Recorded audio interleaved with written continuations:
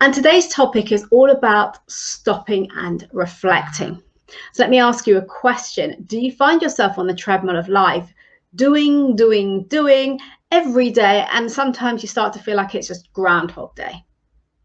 And then every so often, particularly around this time of year, when it's summer holidays, a lot of people are taking a summer break, and you might think, well, you start to really consider what's going on in your world. What are you doing with your life? Like, you maybe start to reflect a little bit or think about what you'd like to be different. You think about perhaps, are you happy? Are you feeling fulfilled? Are you frustrated, stressed? What's not working? Perhaps you're dissatisfied with aspects of your life. And maybe you think about, well, what could I do differently? And then what happens? You have that break, you enjoy time with your loved ones, you have some downtime, and then you're back to the treadmill, to work, to the daily grind, to doing what you do, all the running around, the activities, the responsibilities. And those thoughts become a dim and distant past, and you're back in that routine. And then what's going to happen? Because in less than 6 months time, we're hitting Christmas. And then you'll start to think again about, how was this year for you? What could have been better? What did you not like? What was frustrating? What you're not happy about? All of those thoughts that might come into your mind. And then maybe you'll think about setting some New Year's resolutions. And also, of course, we have the impact of the last 18 months. So perhaps that impact for you has had you stop and question, actually, what do I really want out of life? What is really important for me? And that might be something that you've realized as a consequence of the situation that we've all been in some shape or form. It's impacted us all differently, but we've all had an experience of the global pandemic. So what has that meant for you? What has it meant in terms of your realizations about actually what is important for you, and what is a priority for you in your life, and actually what doesn't really matter anymore? These are some of the questions I want you to consider today, and not necessarily answer them straight away here, but go away and give it some thought, mull them over, and think about, actually, what does this really mean for me? And if you've got any time off coming up and you haven't already taken your holiday, your time off, then create some time, create some space during that break, even if it's only a couple of hours, to really sit on your own and be with this and give some thoughts to where you are in your life right now. And I'm not only talking about your career, I'm talking about all areas of your life, and really stop and reflect on it. And I can assure you it will probably be quite uncomfortable, because it is for all of us. It does take courage to really stop and look at ourselves and what's going on and what we're doing. But the thing is, by not doing that, we'll keep doing the same thing over and over and getting the same results, the same experiences, and feeling the same way perhaps as well. So my invitation to you is to really give some time to yourself, even if it's half an hour a day. Maybe you haven't got a holiday booked, you haven't got time off, or you've already taken it, and actually now you're back in the treadmill of things again. So put aside half an hour maybe each day for a week, or 2 or 3 times a week for a couple of weeks, where you get to actually just sit on your own with these thoughts and ask yourself the questions and see what comes up for you. Because we are in control of our destiny. We are in control of the experiences that we have. And we can make decisions to create change, to do things differently, or we can just keep spinning those wheels, being on a hamster wheel, running on the treadmill, and we'll get to the end of the year and we'll be like, I wish this had happened. I wish I'd done that. We don't want to be having those regrets, okay? Because we all know now, if we didn't before, we know for sure now that life can be short. We want to make the best of what we have. Okay, so say hello, because there's a few of you on. Say hello, let me know where you're watching from today, if you have any questions, if this resonates for you. What I want to explore today and invite you to do is to consider some questions that will help you with really maybe becoming unstuck, getting more fulfillment, happiness, satisfaction, joy from your life, and looking at what you can do differently. What change can you create for yourself so you get even better experience? So this is all about taking time out, stopping, reflecting on how far you've come, and also giving thought to where you are heading and what you can do differently to create the life that you want. Okay, so first of all, I'd like you to ask yourself the question, on a scale of 0 to 10, How satisfied, how happy are you in your life right now? And if you're open to sharing in the comments, please do. If you're not, that's okay. And first of all, I'd like you to consider this in all areas. Sorry, not in all, in your life in general. So if I was to say to you right now, how happy are you on a scale of 0 to 10, where 0 is not at all and 10 is it's amazing, it's the best it could be, you know, nothing could be even better right now. So where are you? Give that a couple of minutes thought. And then what I'd like you to do is ask yourself the same question for different areas of your life that you consider to be really important, that are a priority for you. So for example, it could be things like your career. Maybe it's about your finances. Perhaps it's about your family, your social life, your relationship with your partner. Maybe it's about your health and well-being. And of course, within health, there's different aspects of health. It could be your physical health, your mental health, your emotional health, your spiritual health. So what is important for you? And you can have as many aspects, of course, that are important for you as you like. So give some thought to that and think, okay, so what's really important to me? And then I want you to consider, well, where are you now on a scale of 0 to 10 with that? How happy are you? How satisfied are you with that area of your life? Think about maybe your environment. That might be something that's really important for you. So how satisfied are you with your environment right now? Maybe it's about the place that you live in. Maybe it's the area that you're in, your work environment, all those different aspects. How important is that for you right now? And if it is important, how satisfied, how happy are you with it right now? And then maybe the last one I'd like you to consider actually is once you've identified those key areas of your life, so I just quickly again run them over for you, things like career, your relationships, finances, your environment, your health and well-being, the different aspects of your health. So be that your mental health, physical health, spiritual health, emotional health, all of those different areas. Think about what is important for you right now. And once you've done that, where are you on a scale of 0 to 10 in those different areas? So you want to get a feel for, okay, how happy am I in those different areas? Because then we can look at, okay, what can we start thinking about to put in place to make those areas even better than they are right now? I'd also like to consider this. On a scale of 0 to 10, how happy are you with how you show up in the world? And the reason I ask that question is because that's the main thing that I'm all about when it comes to personal branding, is about enabling my clients to show up as the best version of themselves. And that is in all areas of your life, because how we do one thing is how we do everything.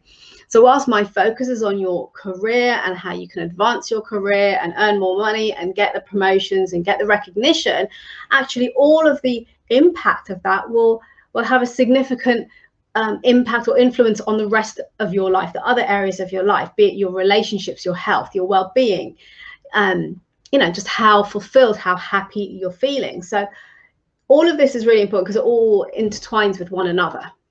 So I'd like to understand from you, how do you show up in the world right now on a scale of 0 to 10? How happy are you with that? So give that some thought as well. As I said, if you'd like to share in the comments, please do. I understand if you'd rather not, that's okay too. This live is for your benefit. So I'd like you to make some notes, to take these questions away and really work through them. Give yourself some time and space to do that, whether it's during your upcoming holiday, your summer break, or if you haven't got one, you've already taken it, create some time, maybe at the weekend or of an evening, or get up an extra half an hour early and just spend some time with yourself mulling over these questions and seeing what comes up for you. So I've made some notes in advance here so I don't miss anything out that I'd like to cover. So once you've done that, so what we've done first of all, we've done a bit of a self-assessment of where we're at. Okay, so we've looked at how happy are you with your life in general, and then you've broken that down to the areas of your life that are really important to you, to think, okay, how do each of those stack up right now? And then how are you showing up in the world? How happy are you with the way that you're showing up in the world right now? In other words, what could be even better? Okay, so that's a question for you to ask yourself in all of these areas. So if you're not coming out in a 10 out of 10 on each of these areas, then you want to say to yourself, what could I do better? What would make this even better for me so I could be a 10 out of 10 or a 9 out of 10? Okay. And then think about reflection. So this is the bit that sometimes, first of all, we don't always stop and do it because we're so busy. It's to stop and reflect. And I'm guilty of that. I don't do it often enough. It's to stop and reflect on a number of things, on how things have gone for me, let's say in a week. What didn't go well? What did go well? What could I have done differently? What could I have done even better? All of these are questions for you to make a note of and to ask yourself. And this is something you can do on a regular basis. The reason I'm talking about it today is because a lot of people are taking breaks right now through July, August, September, and it's a great opportunity to create some space during this time to do this work. So think about how often, first of all, do you even stop and reflect ever? Or do you just keep going, which is what a lot of people do. And I'm guilty of it as well. So really take time to stop, to reflect and look at, okay, what's gone well for me? Let's say this year, so the last 6 or 7 months. What's been going well for me? What's been really challenging? And with those things that have been challenging, okay, what could I do differently to make those things easier, to alleviate the stress that maybe comes with it? How can I show up differently? Which means that the challenges may not be as big as they have been, that might dissipate completely. And what's been going well? And also, what can I do even better? Now, with the what's going well question, that's a really important one. Why? Because our brain naturally has a tendency to look at the negatives. That we look at the things that went wrong, the things that didn't go as well as we had planned, and we often overlook the things that went well. And by focusing on the things that have gone well, it can really build up your confidence, your belief in yourself, your ability to drive yourself even more, to want more, to do more, to be more. So that's really important to look at that, to look at what has gone well, to start with that. What has gone well for me this year in 2021? And what of those things could go even better? What could I do even better? And then think about what have been the successes, the wins, the accomplishments in each of the areas that we spoke about, the different aspects of your life. Maybe you've had the opportunity to spend more time with your loved ones, real quality time. Perhaps you've been able to build some really good relationships with colleagues that you haven't had that opportunity with before, for whatever reason. But maybe the fact that you're working remotely has brought you even closer together. Maybe you've enhanced your relationships professionally, personally. Perhaps your finances have started to improve and you're thinking, I want this to keep going. I want it to keep improving. What can I do to keep that moving forward in the right direction? Look at your environment. A lot of people, I was reading the other day, are looking to move away out of the big cities. So is that something important for you? And what's been going well? Maybe you have moved already. So that's a real positive. That's gone well for you. Now, your whole experience is different because you're in a new environment. So break down those aspects of your life and think about what is going really well for you and what could go even better. What could I do to make it even more amazing? And then think about your lessons learned. So what's happened during the last 6 or 7 months where you feel, actually, that was a big lesson for me. Something I realized I could do differently. Perhaps I can do better. Or I've even realized how good I am at that. Let's not forget to pat ourselves on the back and give ourselves that recognition for the wins, for the successes, for the things that have gone good. So think about the lessons that you've learned. And again, if this sounds a bit overwhelming as the questions I'm giving you, break them down and apply them to different areas of your life. So maybe look at them in terms of your career, first of all, or your family life, or your relationship with your partner, or your health. So break it down that way and ask yourself the question. So what are the lessons learned, let's say, about your health? Like for me, I know my biggest challenge is getting my steps in every day. And every day I really work towards getting there, but I don't necessarily schedule it as I could do even better, which means that I get it done. So a lot of times I get to the end of the day and it's like, oh my God, I haven't done my steps. I need to go out for a walk or do something else to make up for it, you know, jump on the cross trainer or something. So what is it for you? What's going well? And what are the lessons that you are learning along the way? Because the lessons are the biggest learnings for us, right? They're the things that can make us realize or help us realize what we can do even better, what we can do differently. And then I'd like you to think about your strengths. Now, for any of you who've heard me talk about this before, you'll know that when I talk about strengths, I'm not talking about your level of performance, of how good you are at something. I'm talking, because let me just caveat that. When we talk about how good you are at something, that's your level of performance. So if you were to take a sport, you could say you're really good at football. And if you're really good at football, that means you have a high level of performance in football. That's, yes, it could be deemed as a strength. However, for me, a strength is something that energizes you. It lights you up. It makes you feel good.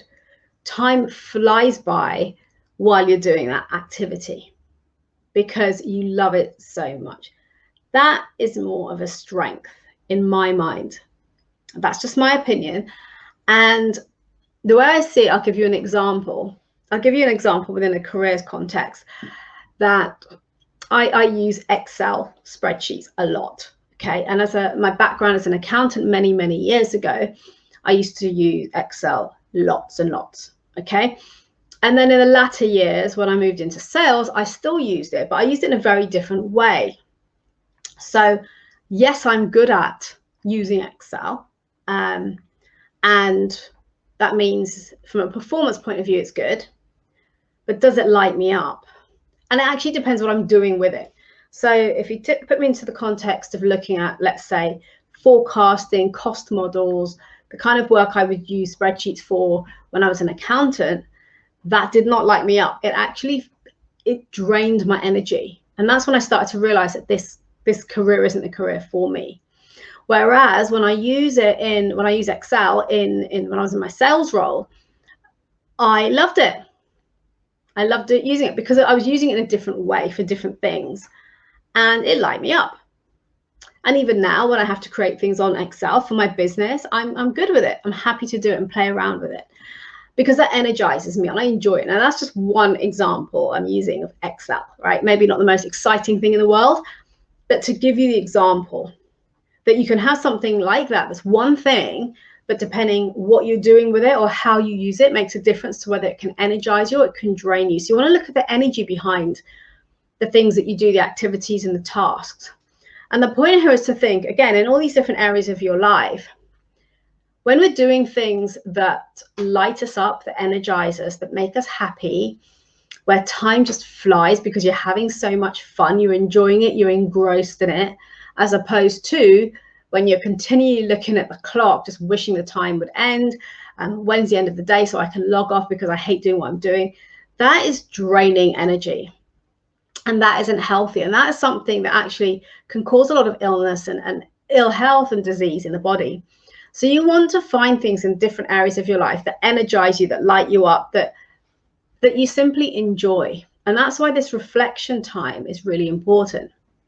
Because by doing this, it means that you get to see and get to feel into what really works well for you. If you enter into every day feeling like, oh, I hate my job, I hate the people I work with, I don't want to do this, yeah, I'm just, it's how, I mean, ask yourself the question, how healthy is that for you? You know, what is it actually doing to you in a physical, psychological way? It's not going to be healthy for your body because you're not going to be happy. And oftentimes people feel they'll sacrifice their fulfillment, their happiness, their job satisfaction for good money. And oftentimes I'll get ill quicker because not only the hours and the stress involved, but actually because they're doing something they really don't want to be doing. Imagine what you're putting your body through, the psychology of that as well, of putting your body through that day after day after day and feeling like that dread, you know, that Sunday night, Monday morning dread of the week ahead. So I'm not advocating that you think, okay, well, I love photography, so let me go and pursue a career in photography. Now, you could do that, of course. However, what I invite you to do as well is also look at aspects of jobs that you've had, tasks that you've done, activities as well that I've shared with you, and give some thought to what are the things that really light you up, what are the things you really don't like doing. And I'm not saying that there's a job out there that will have 100% things you love. There will always be little aspects. For example, it might be some admin work that you've got to do, like doing your expenses or something that most people, as far as I know, don't like doing, but it's got to be done. But broadly speaking, the majority of our time you want to be spending doing things that light you up, that energize you, that you love. So give some thought to that. And again, it's not just in your career, but it's also in, let's say, your health and fitness. Maybe you're struggling to maintain your health and fitness because you're doing things that you really don't enjoy doing. So you're forcing yourself to do them. And if that's the case, then ask yourself, what do I love to do? What kind of exercise, movement, sport would I really enjoy? And if you don't know, try out different things. Reach out to friends who are doing different sports or activities and ask to join them, or join a team, join a club, join a gym, try out new things and see what works for you. Because once you find the things that you enjoy, that's when life can become effortless. And I'm a big advocate of living a life from a place of effortless. Now, that might sound to many of you like it's impossible. I'm not saying it's easy. And the way we look at things, our perceptions of things, the way that we show up, the way that we go about our day-to-day lives, the things that we focus on, the things that we do can make a big difference to those experiences that we have. This is something I talk a lot about in my training, in my coaching with my clients, to help to build a heightened level of self-awareness so that we can take back more control of our life and create the life that we want. So if this is something that resonates for you, I'd really invite you to take some time out, take stock, reflect on the things that are going well, reflect on the things that are stressing you, challenging you, that you feel you want to change, you could do better. Think about the things that light you up, that energize you. And the whole point here is to start to recognize the things that are giving you that great feeling, that feel light for you, which means that they're more in flow. You're more in flow with the things that you're doing. And it's a much more beautiful place to live from than a place of force where you feel like you're forcing things a lot, where you're having to push and try really, really hard to make something work. And you're not enjoying it at all. Not a good place to be. So that is my invitation for you on this week's show, is to take some time during your holiday break, or just carve out some time, maybe an extra half hour in the morning or in the evening, where you can sit down, get a notebook, and just answer some of the questions that I've shared with you here today. Starting with getting clear on where you are in your life. How happy are you on a scale of 0 to 10? Break that down and then ask the same question for the areas of your life that are important for you, such as family, career, your social life, your health, your well-being, your environment, all of those different aspects. And then look at reflection time. So reflect on what's gone well, your wins, your successes. Think about your lessons learnt, and also about your strengths, the things that light you up, that energize you. And also think about the challenges that you've had. So what challenges are you experiencing now, or have you had in the past? Who can you reach out to for help, for support, for guidance? What can you do to overcome them? What can you do differently? And if you're looking and thinking, I don't know, reach out to someone and ask for help, because people do love to support and to help. So please do reach out and ask. And then think about, so we've done reflection, right? We've looked at where you are right now. We're looking at the reflection over the last 6 or 7 months. And then I'd like you to consider where you'd like to be in 6 months' time. So let's say probably 5 months now, isn't it? Christmas time, end of the year.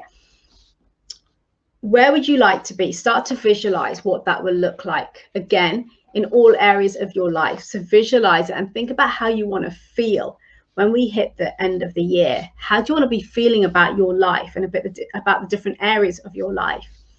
So when you start to really get clear on that, start to look at what is it I can do differently to create that for myself, to achieve that for myself. Think about the habits, the little habits that you can instill.